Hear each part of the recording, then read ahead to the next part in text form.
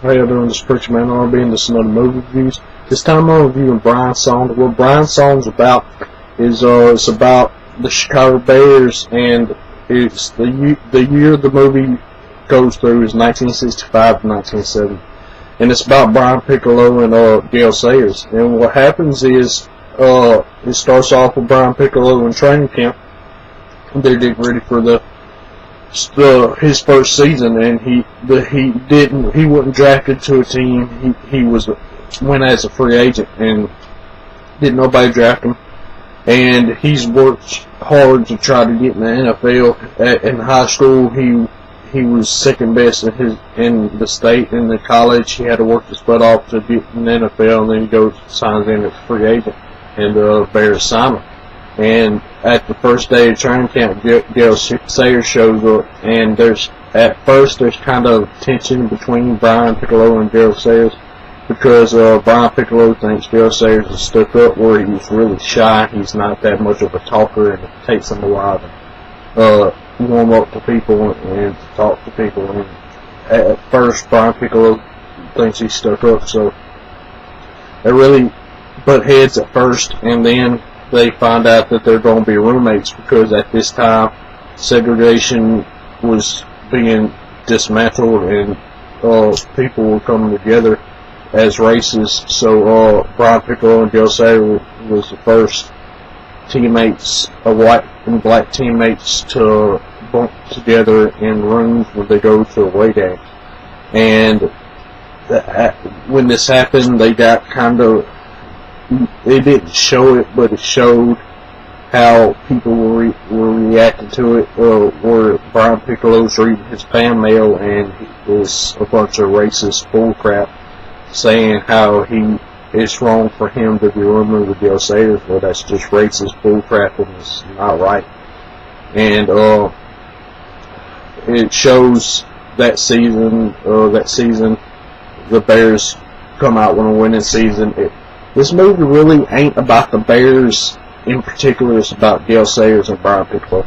And it really doesn't focus mainly on the Bears. It focuses on these two guys and how they became friends and stuck up for each other.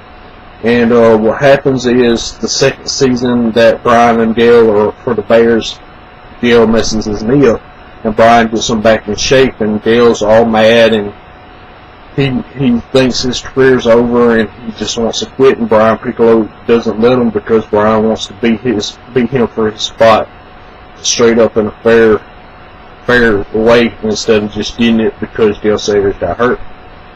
And Brian helps Gale get back in shape.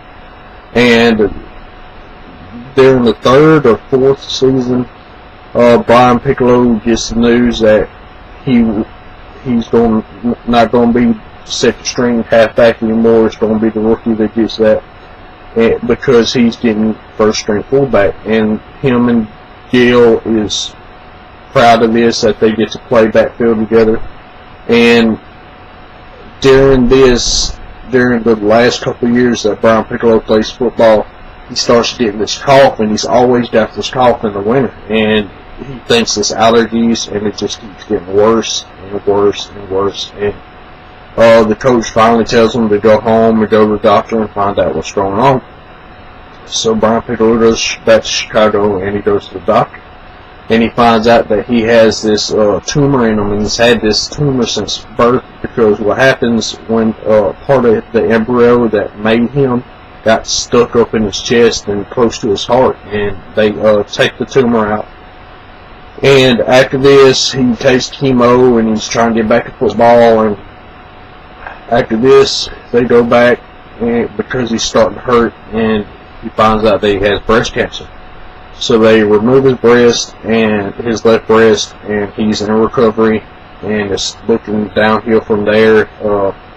The team, Gale Sayers and Brian's family, is really hit hard for this. And Brian, you can tell Brian's scared, because when he was first getting tested for this, at first he was playing around like he is and making jokes and stuff, but then he started to get serious, and you tell it was scary.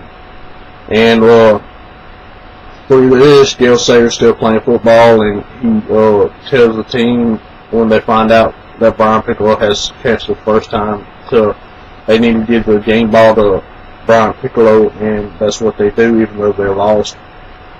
And what else happens after the breast cancer gets removed? They go back and they find out that he has lung cancer. So now they have to take out one of his lungs. And after this, he's getting down and he's barely able to breathe. And he talks to Gail after Gail gets a reward from the NFL, and he gives it to Brian Piccolo because he's fighting cancer and he just wants everybody to pray for him. That way he gets better.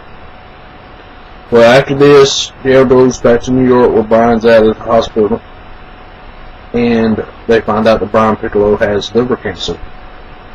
And it's not looking good, and this is close to the end of the movie, and what happens is Brian Piccolo dies at the age of 26, and it just shows how quick your life can go away. And it's scary, because at the time that he died, being 26 years old, that's just 2 years off of me. I'm almost 25 years old. I'll be 25 in May, and it's real scary. And movies like this, it gets me emotional. If y'all can figure out that after if y'all watch my 5th quarter review. And it just stuff like this scares me. And y'all just, if y'all hadn't watched Brian Song, it's a real good movie. When it was made, I don't think it was a big blockbuster movie. I think it was more like maybe an indie movie sort of deal. But it's a real good movie. If y'all ever get a chance to watch Brian Song, watch it. And I believe y'all would get something out of it. It's real good. What did y'all think about the movie if y'all ever watched Brian Song? And as always, it's Preacher Man RB signing out. Guys, Fuji is awesome, and y'all be looking for my next review. I'm going to be reviewing Invincible, the Mark Wahlberg movie about him playing as, I can't remember the guy's name, but it's about this guy who played for the Eagles, and I'll review that the next time I do a review. So y'all be looking for that. As always, Preacher Man RB signing out. Guys, Fuji is awesome. See you guys.